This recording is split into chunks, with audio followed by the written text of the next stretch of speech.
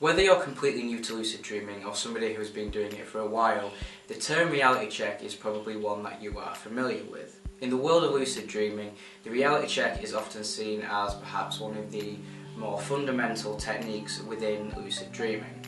Whether you focus on dream-initiated lucid dreaming or wake-initiated lucid dreaming.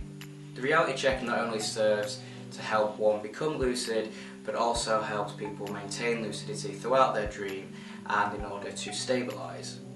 Yet a lot of people tend to make quite a few mistakes with reality checks, and that's what I'm going to be addressing in this video, along with the help of Rara. So I've spoken about reality checks in previous videos, and I'll likely be going over some of the same things that I've said before.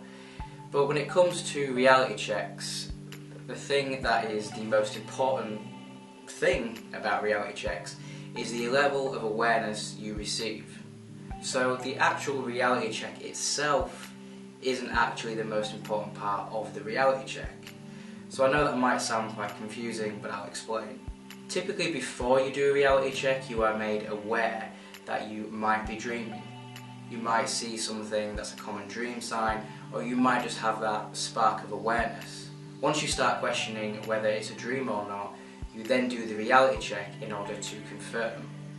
So you become aware first, question your surroundings, and then do the reality check. Now for me, I don't really have to do reality checks as much anymore because I primarily focus on overall awareness. Now occasionally I'll do a reality check just to make sure that it definitely is or isn't a dream.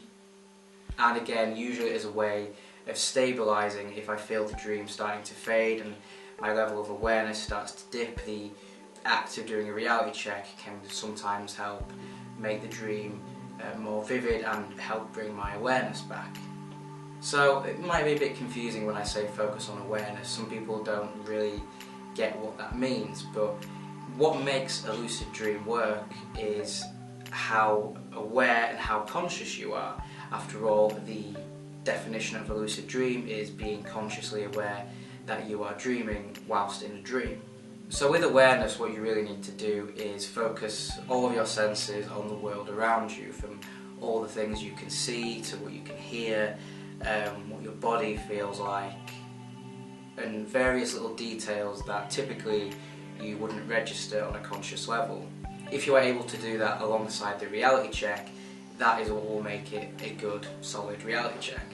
A lot of people get caught up in this idea of they have to do reality checks consistently and continuously throughout the day, like every 5 minutes, but that becomes very tedious, it becomes hard to do, and eventually you'll just get frustrated with it and not want to do it, and your whole lucid dreaming practice will fall apart. Also, it becomes a mechanical process if you're doing it like that, and you're not really putting in the effort or putting in the awareness for that to really work. So if you just have a sudden thing of, oh, am I dreaming, and then do whatever reality check and then just get back on with your day, that's not really gonna work that well. So when should you be doing reality checks? Well, this sort of depends on, I guess, the nature of your dreams. So I don't really have a lot of dream signs that I can use throughout the day to help me reality check. So for some people, they may have a very prominent dream sign. Let's say they see a lot of red cars in their dreams. So a good time for them to reality check is if they see red cars throughout the day. Other people find just doing it every hour or every 2 hours, doing it on a time-based thing to fit in better with them. Usually that might involve having to set an alarm on your phone at first just to remind you, or eventually you might just start doing it naturally.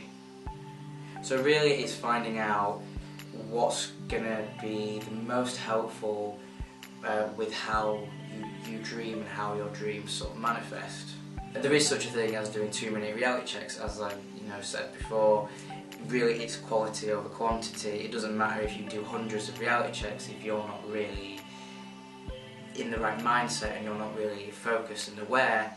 It's not really going to do much good. It's better to have a handful of really in-depth, good quality reality checks where you spend maybe a good 5 minutes, even 10 minutes just kind of mindful and aware of your surroundings, and really making sure that when you do a reality check, so for example I tend to do the finger through the palm, that you're really focused on it and you don't just sort of go, no, I'm not dreaming.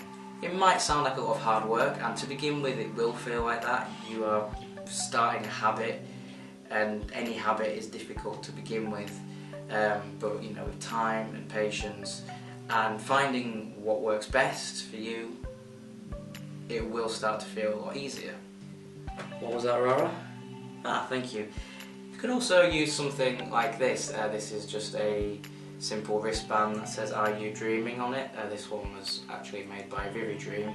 A lot of people find that whenever their hands come into view, that is a good time for them to reality check. I believe it was Robert Waggoner who spoke about that in his book, which I've forgotten the title of, but I will put it there, sorry.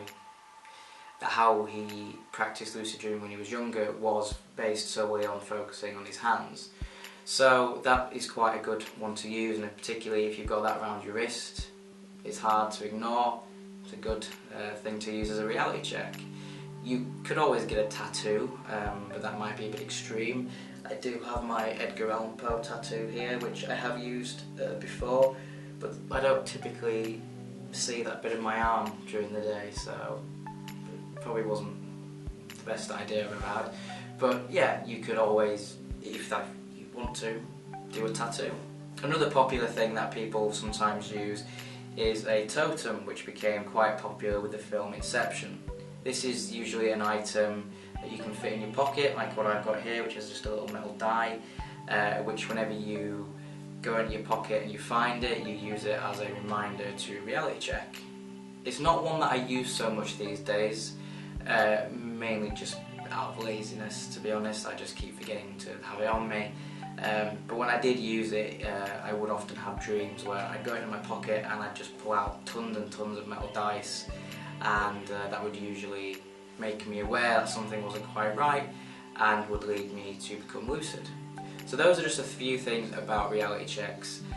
If you are struggling at the moment, it might be an idea to just look at what you're doing in terms of reality checks and see if there is anything that could be improved, if you need to change things around a little bit, if you need to use a different type of reality check. So as I said, for me it's usually the finger through the palm.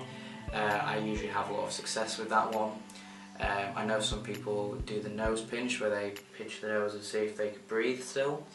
For some people, doing more mental reality checks, so questioning where you were 5 minutes ago, and if it makes sense that you are where you are now, because typically in dreams, you know, the chronology can be a little bit off, and it doesn't always make sense that you're in one place 1 minute and somewhere completely different the next.